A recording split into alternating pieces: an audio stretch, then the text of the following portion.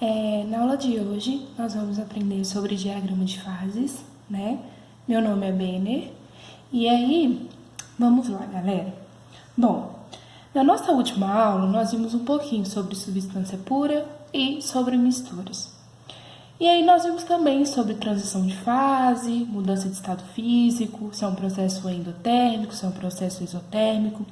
Então, na aula de hoje, nós vamos ver basicamente como que nós conseguimos prever, de acordo com o que nós já conhecemos, né, tanto na prática, né, em laboratórios e medidas, quanto no teórico, sobre as mudanças de estado físico e sobre o estado físico das substâncias puras em uma determinada temperatura ou pressão, ok?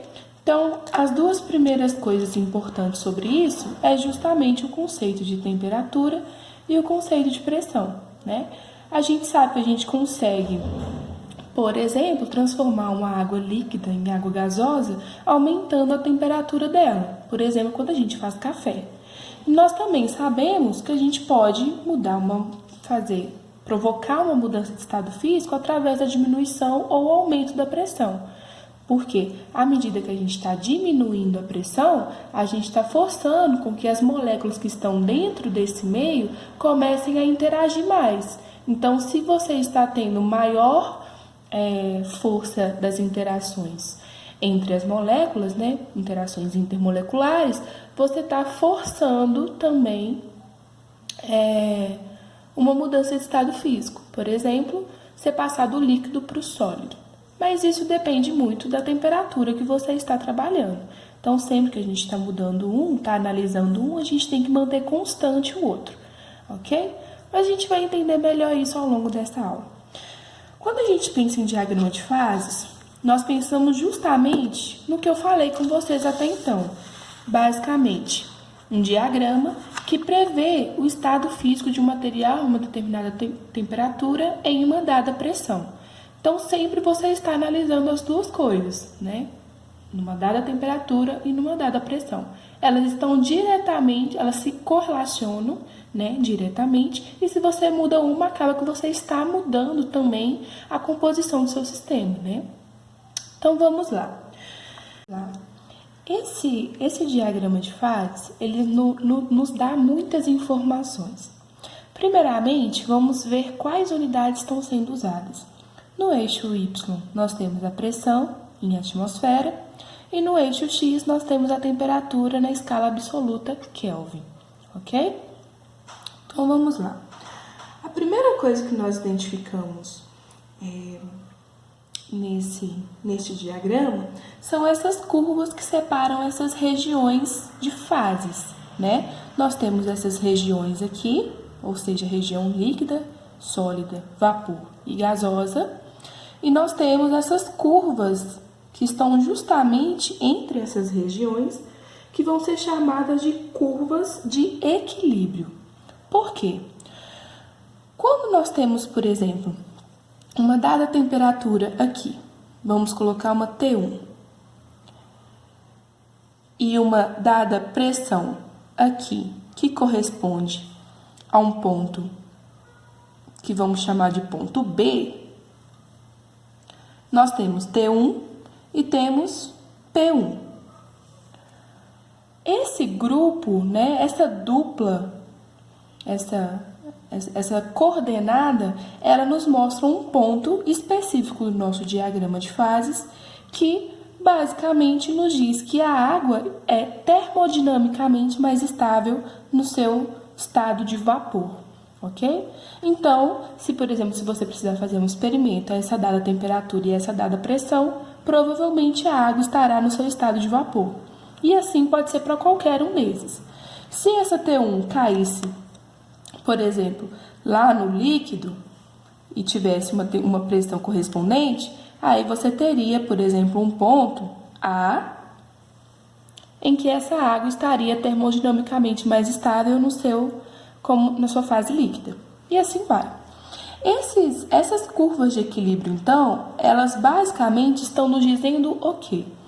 Que em cada uma dessas pressões e temperaturas correspondentes a esses pontos que estão literalmente em cima dessa curva, nós temos que a água está no equilíbrio sólido-vapor, por exemplo, nessa primeira curva aqui de equilíbrio.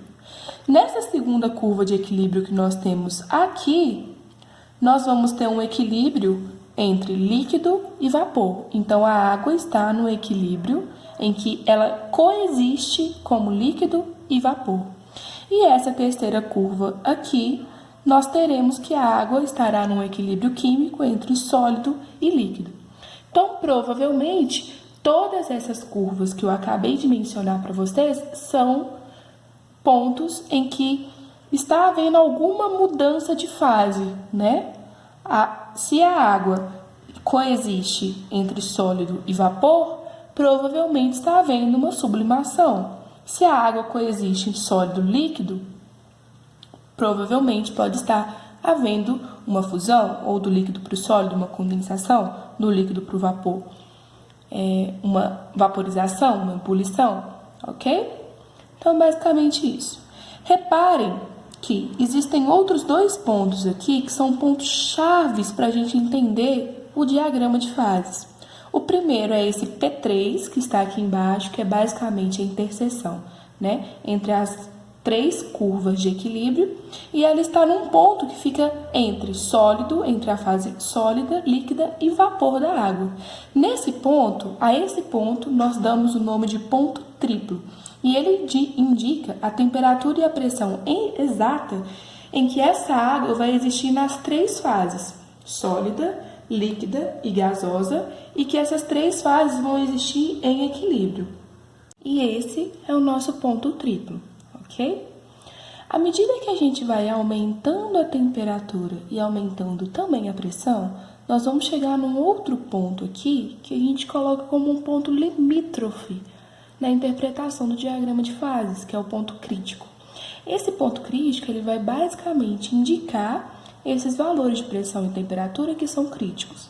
Então, qualquer sistema que você tenha valores acima do valor ponto crítico, ou seja, temperatura acima da temperatura crítica e pressão acima da pressão crítica, nós vamos ter um sistema em que nós teremos um fluido supercrítico, ok?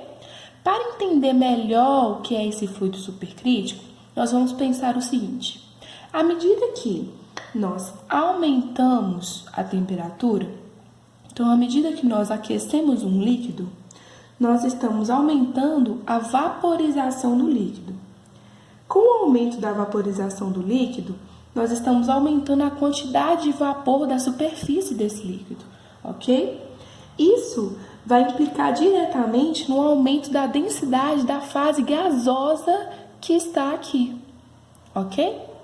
E também, em contrapartida, se a gente continua aumentando esse líquido, né? Nós provocamos a dilatação desse líquido.